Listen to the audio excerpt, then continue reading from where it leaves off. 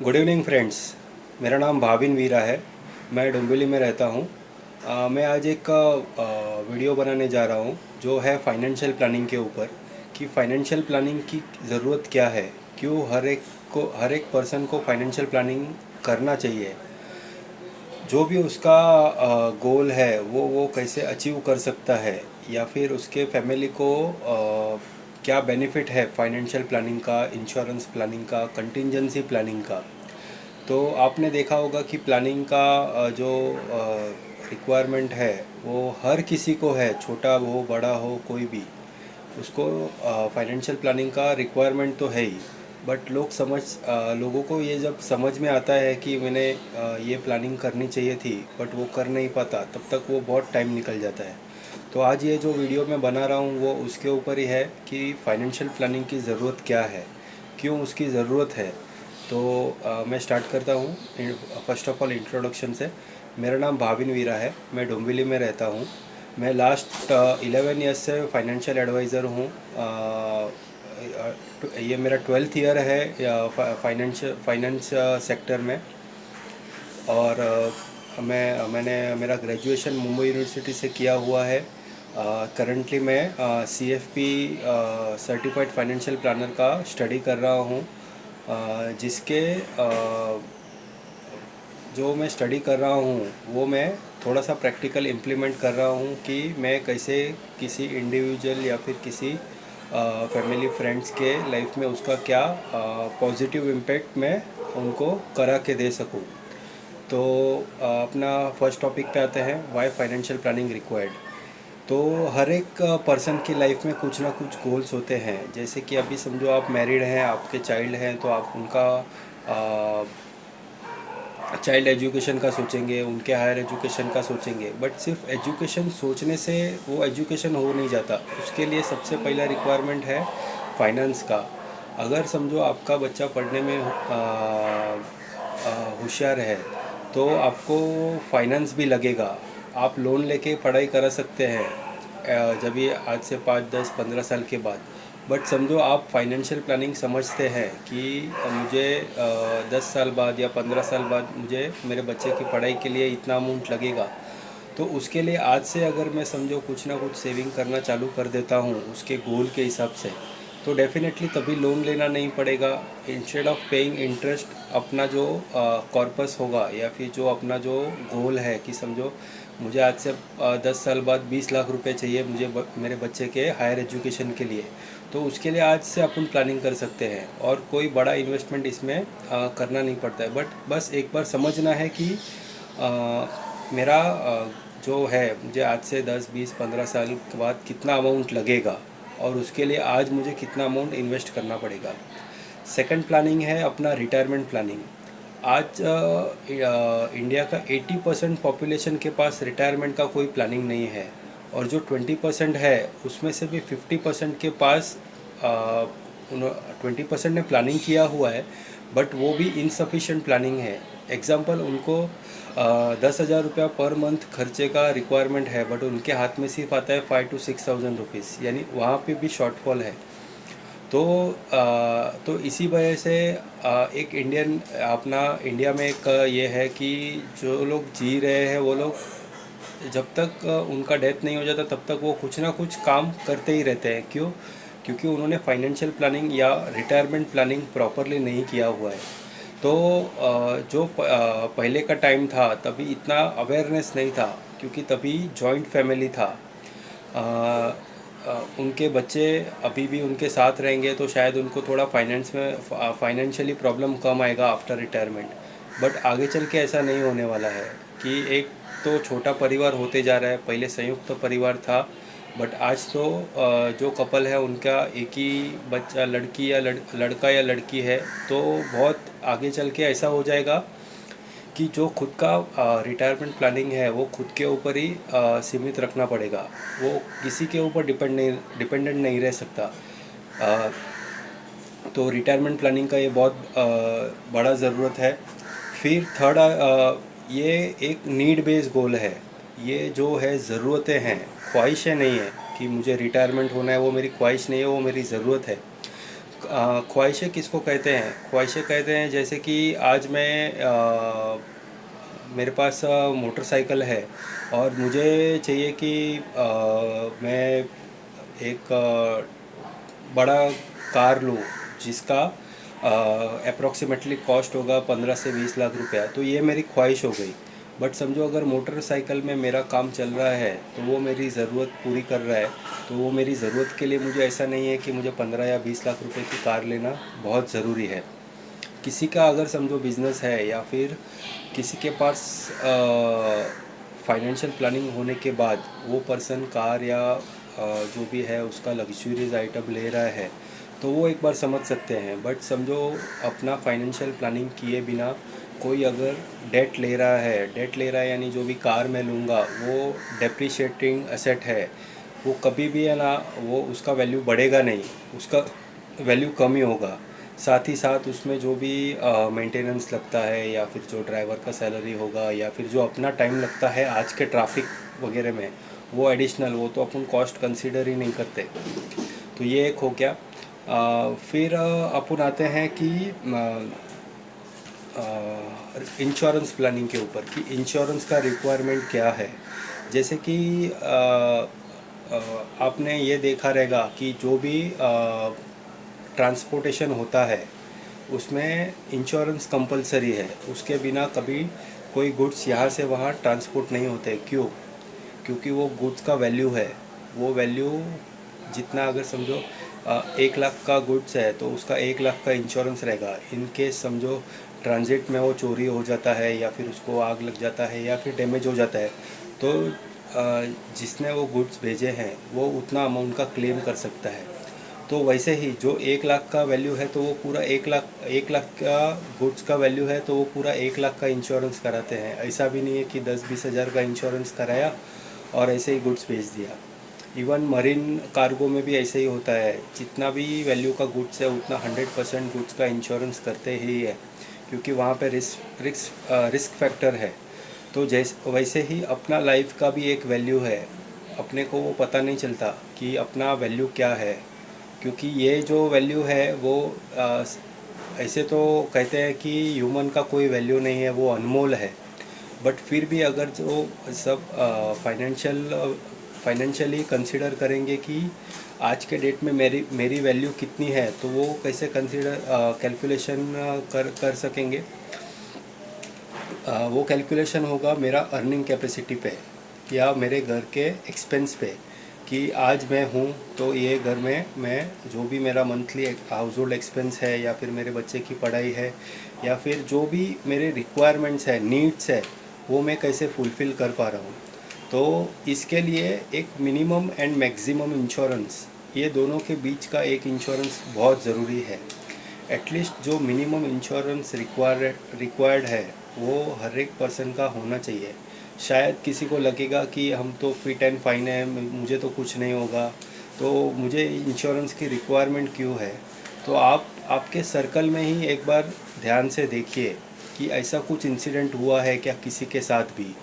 आपके ही फ्रेंड्स होंगे, आपके रिलेटिव्स होंगे या फिर आपके नेबर्स होंगे जो जिनका डेथ बहुत छोटी एज में हो गया होगा और उनका अगर समझो कोई इंश्योरेंस नहीं है, सफिशिएंट इंश्योरेंस नहीं है, तो उनको उनके वाइफ को या फिर उनके पेरेंट्स को या फिर उनके चिल्ड्रंस को कितनी परेशानी होती है डे टू डे लाइफ जीने में।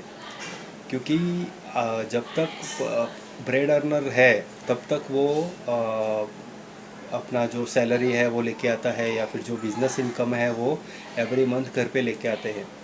बट समझो ऐसा कुछ इन बिटवीन हो जाता है तो ये जो इंश्योरेंस का अमाउंट है वो डेफिनेटली फैमिली को हेल्प करता है ये सब चीज़ के लिए। तो इंश्योरेंस इसके लिए होना बहुत ज़रूरी है। आप एक बार सिर्फ समझिए कि इसका रिक्वायरमेंट क्यों है, तो आपको डेफिनेटली पता चल जाएगा। फिर है अपना personal accident policy. Personal accident policy इसके लिए भी लेना ज़रूरी है कि समझो लोग जैसे कहते हैं कि मुझे कोई इलनेस नहीं है, बट जो एक्सीडेंटल जो भी होता है वो किसी को कहे बिना हो जाता है। एक्सीडेंटल पॉलिसी में डेथ एंड डिसेबिलिटी ये दोनों चीज़ कवर होती है। तो अगर समझो कोई एक्सीडेंट हुआ, उसमें पर्सन का डेथ नहीं हुआ बट वो डिसेबल हो गया। डिसेबल हो गया यानी आप अपने शरीर का कोई एक महत्व का अंग, या समझो एक हाथ, एक पैर, एक आँख, अगर समझो ऐसा कुछ भी चीज़ चला गया, तो फैमिली को इसके लिए बहुत जो उनका प्रोडक्टिविटी है वो कम हो जाएगा। समझो एक हाथ चला जाता है तो अप्रॉक्सीमेटली अपन कंसिडर कर सकते हैं कि 50% ऑफ द प्रोडक्टिविटी कम हो गया। तो ये केस होता है। तो इसके लिए अपना पर्सनल एक्सीडेंट पॉलिसी होना बहुत ज़रूरी है। थर्ड चीज़ आ जाता है हेल्थ इंश्योरेंस। हेल्थ इंश्योरेंस यानी मेडिक्लेम। तो मेडिक्लेम में भी ऐसा ही है कि बहुत सारे, मैंने आज ही मेरा एक पर्सन से बात हुआ। आ, वो मुकुंद लिमिटेड में वो जॉब पे थे, अभी वो रिटायर्ड हो गए, नहीं VRS ले लिया है। तो उनका जो पॉलिसी था मेडिक्लेम पॉलिसी, वो कंपनी ने जो दिया था वही पॉलिसी था, उसके अलावा उनके पास कोई पॉलिसी नहीं था। आज 4 इयर्स से वो रिटायर्ड हो गए, तो अभी VRS लिए है, सॉरी। तो उनके पास अभी कोई फ़िलहाल हेल्थ इंश्योरेंस नहीं है। और आज के ज़माने में अगर हेल्थ इंश्योरेंस नहीं है तो उसका इम्पैक्ट कितना बड़ा आ सकता है फैमिली के ऊपर। समझो कोई आपको नॉर्मल एक एक्सीडेंट हो गया जहाँ पे 1-1.5 लाख रुपया, 2 लाख रुपया मिनिमम खर्चा आ सकता है। नॉर्मली अभी के टाइम में तो ऐसा है कि एक फ्रैक्चर आता है तो भी 50-60 हज़ार रुपये का वो सर्जरी का या फिर ट्रीटमेंट का कॉस्ट लग जाता है, 50-60 थाउजेंड रुपीज़ का। और VRS या फिर अर्निंग बंद होने के बाद VRS मिल गया उनको, अगर समझो उनको ऐसा कुछ हो जाता है तो उनका जो 50-60 थाउजेंड रुपीज़ या फिर 1-1.5 लाख रुपए जो भी खर्चा आएगा वो उनको अपने जेब से देना पड़ेगा, या फिर जो भी उनका सेविंग्स है वो तोड़ के देना पड़ेगा। तो इसके लिए एक बार सोचना बहुत ज़रूरी है कि मेडिक्लेम होना क्यों ज़रूरी है। हर एक किसी को, ऐसा नहीं है कि छोटी एज वालों को उसका ज़रूरत नहीं है, बड़ी एज वालों को ज़्यादा ज़रूरत है, ऐसा नहीं है। छोटी एज में भी इलनेस आ सकते हैं, डिसीज़ आ सकते हैं, एक्सीडेंट्स भी हो सकते हैं, कोई भी चीज़ हो सकता है। अभी इसके ऊपर ही मैं आपको मेरा ही एग्जांपल देता हूँ। मेरे पिताजी का 1993 से मेडिक्लेम पॉलिसी था। मेरे मम्मी और मेरे पिताजी, मैं और मेरे सिस्टर, ये चारों जन कवर थे। हमने एक भी बार वो पॉलिसी में क्लेम नहीं लिया था 1993 से 2007 तक। बट 2007 में ऐसा हो गया कि मेरे पिताजी को ब्रेन ट्यूमर हो गया, और ब्रेन ट्यूमर हो गया तो उनको ये हॉस्पिटल में एडमिट करना पड़ा। तो वो हॉस्पिटल का कॉस्ट अप्रॉक्सीमेटली 1,45,000 रुपीज़ उसका कॉस्ट हुआ। तो जो हमारा पॉलिसी था,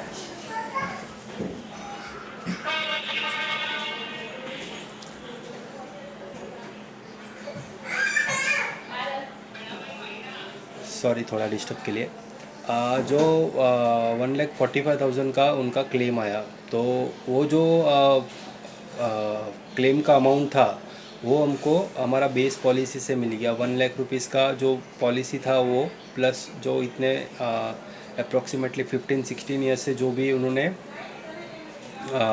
प्रीमियम भरा था कंटिन्यूसली विदाउट और नो क्लेम बोनस उसके ऊपर मिला था। तो अप्रॉक्सीमेटली 5-10,000 रुपीज़ जेब से भरने का आया। बट समझो अगर 1,45,000 पूरा जेब से भरना होता था तो शायद थोड़ा डिफ़िकल्ट हो जाता था। यहाँ वहाँ पे किसी ना किसी से पैसे मांगने पड़ते थे कि थोड़ा अभी थोड़े टाइम के लिए रिक्वायर्ड है पैसे वगैरह एक्सेट्रा। तो ये हेल्थ इंश्योरेंस इसके लिए ज़रूरी है। लोग कहते हैं कि मुझे मैंने ये साल प्रीमियम भरा तो मैं तो एडमिट नहीं हुआ, मुझे क्या फ़ायदा हुआ। तो मैं एक ही चीज़ कहूँगा कि एडमिट नहीं हुए तो अच्छा ही है कि आपको हॉस्पिटल का जो है दरवाज़ा नहीं देखना पड़ा। अगर समझो एक पर्सन घर से हॉस्पिटल में होता है तो पूरा फैमिली वो पर्सन की सेवा में रहता है, आना जाना लग जाता है, खाना पीना ये वो सब पूरे फैमिली का डिस्टर्ब हो जाता है। तो इसके लिए हेल्थ इंश्योरेंस होना ज़रूरी है। पता नहीं कभी क्या हो सकता है, नहीं हुआ तो बहुत अच्छा ही बात है। ये हो गया अपना इंश्योरेंस प्लानिंग के रिलेटेड। थर्ड चीज़ है अपना कंटिंजेंसी प्लानिंग, कि कंटिंजेंसी प्लानिंग क्यों रिक्वायर्ड है। कंटिंजेंसी प्लानिंग का रिक्वायरमेंट इसलिए है कि समझो कभी कोई कारण अनुसार अपना जॉब चला जाता है, या फिर बिजनेस में बिज़नेस में प्रॉफिट नहीं होता या फिर बिज़नेस स्लो डाउन हो जाता है या फिर रिसेशन आ जाता है, ऐसे टाइम में जो अपना इनकम है वो कैसे आएगा। तो अगर समझो कोई किसी पर्सन का जॉब चला जाता है तो उसको 2-3 महीने लग जाते हैं शायद अच्छा जॉब ढूंढने में, या फिर जो वो करंट पोजीशन में था, छोटे से लेके बड़ा, हर एक का टाइम फ्रेम अलग रहता है। समझो कोई बड़ा पोस्ट पे है तो उनके लिए वो बड़ा पोस्ट ढूंढने को थोड़ा ज़्यादा टाइम लग सकता है, बट समझो किसी का छोटा पोस्ट है या फिर समझो कोई एग्जीक्यूटिव लेवल पे है या फिर कोई ऑफिसर लेवल पे है, उसको शायद 2-3 महीने में जॉब दूसरा मिल भी जाए और ना भी मिले, जो भी वाइसा वर्सा हो सकता है। तो उसके लिए अपना जो 6 to 9 मंथ्स का जो भी अपना मंथली हाउस होल्ड एक्सपेंस या घर का खर्चा है या फिर अपना सैलरी, ये दोनों में से जो भी अपने को लग रहा है उतना अपना सेविंग कंपलसरीली लिक्विडेट एसेट में होना चाहिए। लिक्विडेट एसेट में यानी जब भी अपने को रिक्वायर्ड है तभी वो एज एंड व्हेन मिल सके। ऐसा नहीं है कि मैंने मुझे 5 लाख रुपया मेरा से 6 to 9 मंथ्स का मेरा ये है कंटिजेंसी प्लानिंग है, तो मैंने उसका कुछ इंश्योरेंस पॉलिसी ले लिया या फिर इक्विटी मार्केट में शेयर्स ले लिए या फिर म्यूचुअल फंड इक्विटी में ले लिए। आपका वो कंपलसरीली इजीली लिक्विडेट हो सके, जहाँ पे आपका वैल्यूएशन कम ना हो। अगर समझो आपने 5 लाख रुपीज़ डाले हैं तो वो 5 लाख का 4,99,990 भी ना हो, वैसे इंस्ट्रूमेंट में आपका होना चाहिए। वहाँ पे आप रख सकते हैं, आपके बैंक अकाउंट में रख सकते हैं, फिर आप आपके फ़िक्स डिपॉजिट्स में भी रख सकते हैं। फ़िक्स डिपॉजिट में रखेंगे तो आप सोचेंगे कि टेन्योर क्या रखें, तो उसमें भी कोई ऐसा नहीं है, आपका सिर्फ लॉस ऑफ इंटरेस्ट ही हो गया। समझो आपने 1 साल का या 2 साल का टेन्योर रखा है और उसमें आप समझो 6 महीने में ही वो एफडी विड्रॉ कर रहे हैं, तो आपका सिर्फ इंटरेस्ट में लॉस होगा, आपका कैपिटल में लॉस नहीं होगा। या फिर डेट एसेट क्लास है जहाँ पे लिक्विड फंड है या फिर शॉर्ट टर्म डेट फंड है, वहाँ पे भी आप आपका फ़ंड जो है वो पार्क कर सकते हैं, जहाँ पे आपको 5-6-7% के अप्रॉक्सीमेटली रिटर्न्स भी आ सकता है। तो ये हो गया कंटिजेंसी प्लानिंग। मैं वापस एक रिटायरमेंट प्लानिंग के ऊपर आता हूँ कि एक एग्ज़ाम्पल मैंने बनाया है, उस पर आपको सिर्फ थोड़ा सा डिटेल में बता दूँ कि जो एक पर्सन है, एग्ज़ाम्पल XYZ, उनका जो मंथली हाउस होल्ड एक्सपेंस है वो आज के डेट में 25,000 पर मंथ है, यानी उनका घर का खर्चा। मैं EMIs वगैरह इसमें कंसिडर नहीं कर रहा हूँ, सिर्फ घर का खर्चा, यानी समझो घर का मेंटेनेंस हो गया या फिर जो रेंट पे रहेगा तो रेंट आ गया, लाइट बिल आ गया, टेलीफोन बिल या टेलीफोन का रिचार्ज आ गया, फिर जो अपना सेट टॉप बॉक्स है उसका रिचार्ज आ गया, अपना घर का जो खाना पीना है वो आ गया, यहाँ घूमना वगैरह जो भी रहेगा, जो बेसिक अपना रिक्वायरमेंट है, वांट्स नहीं, जो बेसिक रिक्वायरमेंट्स, वो कॉस्ट है उनका 25,000।